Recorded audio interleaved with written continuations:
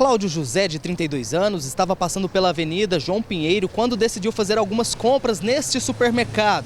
Só que tem um detalhe, o supermercado já estava fechado, mas mesmo assim ele veio, quebrou o vidro, pegou um carrinho como esse e já estava fazendo as compras do dia. Só que o alarme do supermercado disparou. Logo em seguida, a segurança, junto com a polícia militar, chegou rapidamente e conseguiu pegar o suspeito em flagrante. Ele já estava com o carrinho quase cheio.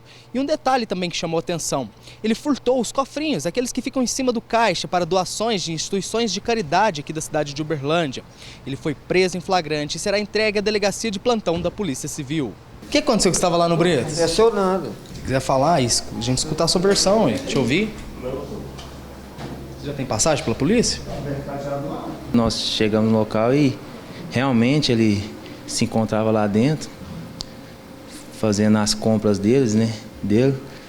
E nós logramos êxito em capturá-lo aí e evitar a ação delituosa. Quando ele percebeu que a polícia tinha chegado, ele dispensou as coisas, mas mesmo assim a gente conseguiu capturá-lo. Ele já tem passagem, ele também nos relatou que tem problema com drogas, que inclusive teve uma recaída nos últimos 2 meses aí, que fez com que ele voltasse a essa vida do crime aí. Ele vai ser tipificado aí por furto, ele já estava dentro do supermercado, já tinha subtraído alguns itens lá, inclusive dinheiro, e vai responder aí na justiça.